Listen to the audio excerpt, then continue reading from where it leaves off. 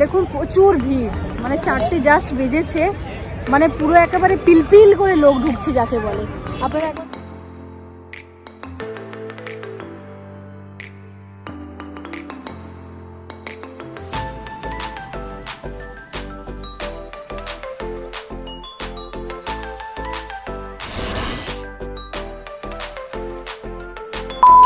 আজকে আমি চলে এসেছি পৈলানে, যেখানে কিনা স্বামী নারায়ণ মন্দিরটি রয়েছে। এখানে সবাই এসেছেন, বোধহয় আমি একাই আসিনি আজকে। দেখুন প্রচুর ভিড়, মানে 4টে জাস্ট বেজেছে, মানে পুরো একেবারে পিলপিল করে লোক ঢুকছে যাকে বলে। আপনারা একবার দেখুন পিছনটা, পুরো একটা পার্কে যেমন লোক থাকে সেরকম পুরো লোক ভরে গেছে।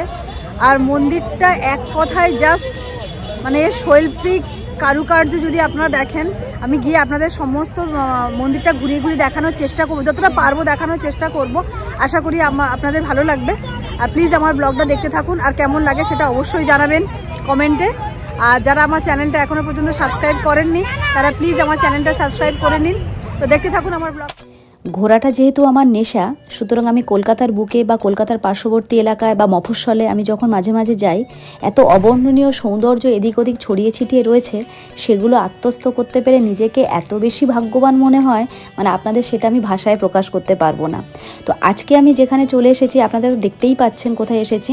এই বোচা সন্ন্যাসী শ্রী অক্ষর পুরুষোত্তম স্বামী নারায়ণ সংস্থা BAPS এই মন্দিরটিতে মূল ফটক দিয়ে, মানে মূল প্রবেশদ্বার দিয়ে যখন আপনারা প্রবেশ করবেন, শুরুতেই দেখবেন একেবারে বড় করে বর্ণনা করে দেওয়া রয়েছে হিন্দি এবং বাংলা ভাষাতে। সকাল 7:30টায় মন্দির খুলছে 12টা পর্যন্ত, আবার বিকেল 4টেয় খুলছে 8টা পর্যন্ত। সকালে আরতি কখন হচ্ছে, সন্ধ্যা আরতি কখন হচ্ছে, সমস্ত কিছু ডিটেলে বর্ণনা করে দেওয়া হয়। সুতরাং অসুবিধা হওয়ার কোনো কথা নয়। তবুও যাদের কাছে এই অ্যাড্রেসটা একটু অজানা, সবাই এসেছেন এই মন্দিরে, আমি বোধহয় শেষ। কেন বলছি, 2014 সালে এই মন্দিরটি ওপেন হয়েছে সর্বসাধারণের জন্য। আজকে দাঁড়িয়ে 2024 সাল, প্রায় 10টা বছর পরে আমি এই মন্দিরটিতে আসছি। ওই রাস্তা দিয়ে অথচ কিন্তু আমার বাপের বাড়িতে যেতে হয়। যাতায়াতের পথে চোখে পড়েছে, কিন্তু নেমে কোনোদিন ভেতরে ঢোকা হয়নি। তো যাই হোক, এটি ভাষা 14 নম্বর ডায়মন্ড হারবার রোডের উপরে। মন্দিরটি প্রায় 200 একর জায়গা নিয়ে, মানে এত বড় মন্দির কলকাতার বুকে বা কলকাতার আশেপাশে আছে কিনা আমি জানি না। এই অক্ষরধাম মন্দিরটির আদলে কিন্তু এই মন্দিরটি তৈরি। যদি আপনারা কলকাতার দিক থেকে আসেন তাহলে আপনাদের তারাতলা, বেহালা, জোকা হয়ে যেতে হবে। আর যদি আপনারা ডায়মন্ড হারবার দিক থেকে আসেন তাহলে তো তাদের কোনো কথাই নয়, একটাই রাস্তা। আর এর নিয়ার বাই যে রেলওয়ে স্টেশন সেটা হচ্ছে মাঝেরহাট। এছাড়া আমার মনে হয় না দ্বিতীয় কোনো রাস্তা আছে বলে, যদি থেকে থাকে সেটাও জানাবেন। আপনারা বারুইপুরের রোড দিয়ে আমতলা হয়েও আসতে পারেন, ওই একই ব্যাপার, এটাও ডায়মন্ড হারবার রোড।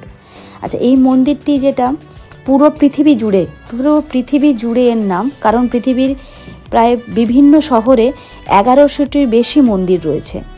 আর আমাদের দিল্লিতে রয়েছে সবথেকে লার্জেস্ট সবথেকে বড় এলাকা নিয়ে এই মন্দিরটি। আমি যদি দিল্লিতে কোনো দিন যাই তাহলে অবশ্যই সেখানকার অক্ষরধাম মন্দিরটি আমি ভিডিও করে আপনাদের সাথে শেয়ার করব। আর একটা জিনিস যেটা আমি না শেয়ার করে পাচ্ছি না, যেটা আমি শুনেছি, যদি আপনাদেরও জানা থাকে এই ফ্যাক্টটা, তাহলে অবশ্যই কিন্তু আমাকে জানাবেন কমেন্টে। সেটা হচ্ছে এই মন্দিরের উপর দিয়ে নাকি কোনোদিন কোনো পাখি যায় না। এটা কি সঠিক জানি না আমি। মন্দিরের সামনে আগে পিছে কোথাও কোনো ভিক্ষুক দেখা যায় না, ভিক্ষুকে নাকি বসতে দেওয়া হয় না।